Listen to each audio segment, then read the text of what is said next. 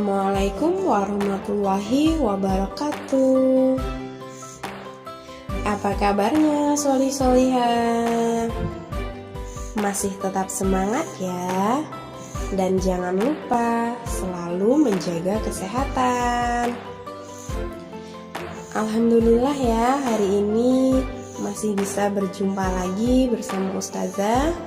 Dan hari ini kita akan membahas Bina Pribadi Islam atau yang sering kita sebut dengan BPI.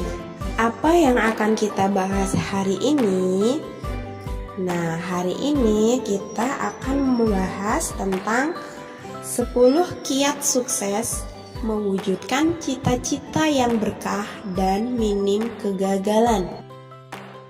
Apa saja kiat-kiat tersebut? Yang pertama, tidak menunda pekerjaan. Menunda pekerjaan bukanlah suatu hal yang baik.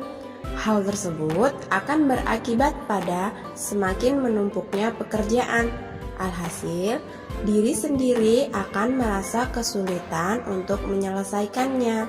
Oleh karena itu, hindari menunda pekerjaan jika tidak ada kepentingan mendesak. Yang kedua, jangan mengeluh. Setiap orang pasti menemui rintangan dalam proses menggapai cita-cita.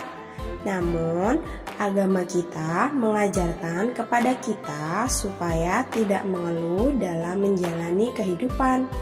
Dan teruslah berharap kepada Allah Subhanahu wa Ta'ala agar memberikan petunjuknya.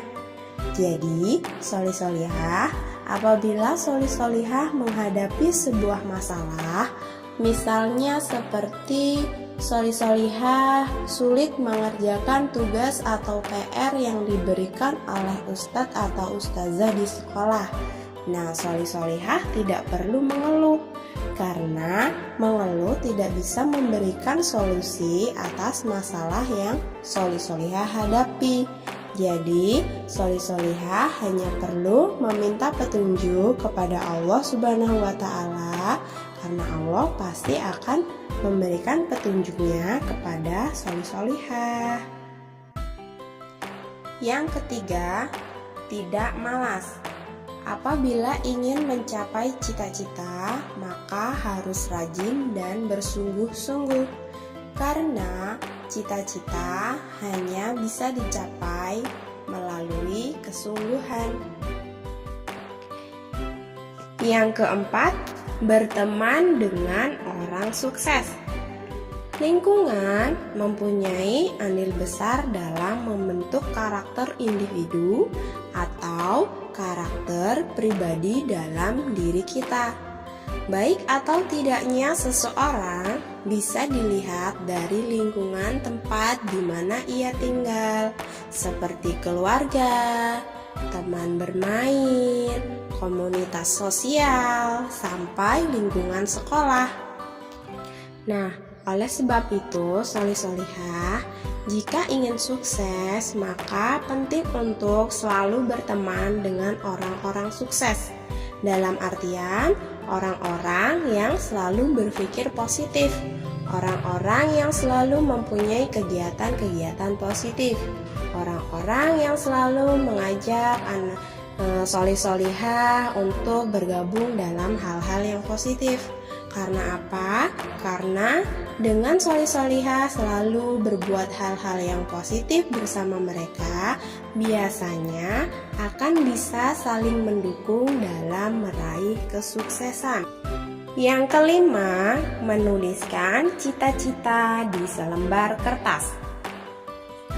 Untuk mempertegas dan menguatkan niat dalam mewujudkan cita-cita, maka tidak ada salahnya menuliskan harapan yang ingin kita capai di atas selembar kertas. Setelah itu, menempelkannya di tempat yang sering kita lewati, seperti meja belajar, pintu kamar, dinding kamar, ataupun ruang keluarga, dan lain sebagainya. Tujuannya apa, soli-solihah? Tujuannya supaya sebagai pengingat apabila suatu saat soli-solihah sedang malas dan membutuhkan rasa semangat, maka soli-solihah akan bisa kembali semangat lagi. Meskipun tampak sepele, namun hal tersebut bisa membangkitkan kembali semangat yang hilang, sehingga termotivasi untuk lebih giat dalam belajar. Yang keenam, teguh pendirian. Kuat pada pendirian merupakan salah satu faktor penentu kesuksesan. Dengan memiliki sikap tersebut, maka kita akan fokus pada sebuah tujuan dan tidak tergoda melakukan hal lain. Nah, soli-solihah, teguh pendirian adalah karakter yang wajib kita miliki. Karena apa? Karena untuk berhasil diperlukan keteguhan hati, kemantapan hati, ketetapan hati, dan ketidakgoyahan hati sejak awal memulai sesuatu. Jadi, kita tidak akan terlena dan mudah berpaling kepada hal lain, meskipun jalan mewujudkan cita-cita tidaklah mudah. Yang ketujuh, berpikir positif. Memiliki pikiran positif sangat dibutuhkan dalam proses menggapai cita-cita. Hal ini akan membantu kita agar tidak merasa down atau merasa tidak semangat saat usaha yang kita lakukan ternyata tidak membuahkan hasil maksimal. Jadi, kita dapat bangkit lagi tanpa ada perasaan kecewa. Seperti hadis Abu Hurairah radhiyallahu anhu yang artinya Rasulullah bersabda, mukmin atau orang yang beriman yang kuat lebih baik dan lebih dicintai oleh Allah daripada orang mukmin yang lemah. Pada diri masing-masing memang terdapat kebaikan. Capailah dengan sungguh-sungguh apa yang berguna bagimu. Mohonlah pertolongan kepada Allah dan janganlah kamu menjadi orang yang lemah. Apabila kamu tertimpa suatu kemalangan, maka janganlah kamu mengatakan, seandainya tadi saya begini dan begitu, niscaya tidak akan menjadi begini begitu. Tetapi katakanlah, ini sudah takdir Allah, dan apa yang dikehendakinya pasti akan dilaksanakannya. Karena sesungguhnya ungkapan kata lau atau seandainya akan membukakan jalan bagi godaan syaitan. Yang kedelapan, percaya diri. Kita tidak perlu membandingkan apa yang telah kita raih dengan kepunyaan orang lain. Karena perlu diingat bahwa Allah Subhanahu wa Ta'ala menciptakan kita dengan kemampuan yang berbeda-beda, termasuk lamanya proses yang dibutuhkan dalam mencapai prestasi dan cita-cita. Nah, soli-solihah dalam hal ini sama seperti misalkan kita soli-solihah tidak perlu iri dengan apa yang sudah dicapai oleh orang lain. Kita hanya cukup percaya diri bahwa kita juga akan mampu meraih prestasi dan cita-cita dengan cara dan usaha yang kita lakukan. Yang kesembilan, meluruskan niat. Setiap orang beriman perlu mempunyai tujuan sendiri dan bukan hanya fokus pada pencapaian kebaikan di dunia saja, tapi juga di akhirat. Karenanya, apapun cita-cita yang soli-solihah inginkan haruslah dilandasi niat karena ibadah dan memberikan manfaat bagi orang banyak. Contohnya seperti ini soli-solihah. Misalkan soli-solihah mempunyai cita-cita, saya ingin menjadi dokter, saya ingin menjadi polisi. Tapi tujuannya, wah, saya menjadi dokter karena ingin mempunyai upah kerja yang banyak, mempunyai gaji yang besar. Saya ingin menjadi polisi karena polisi itu keren, memakai seragam.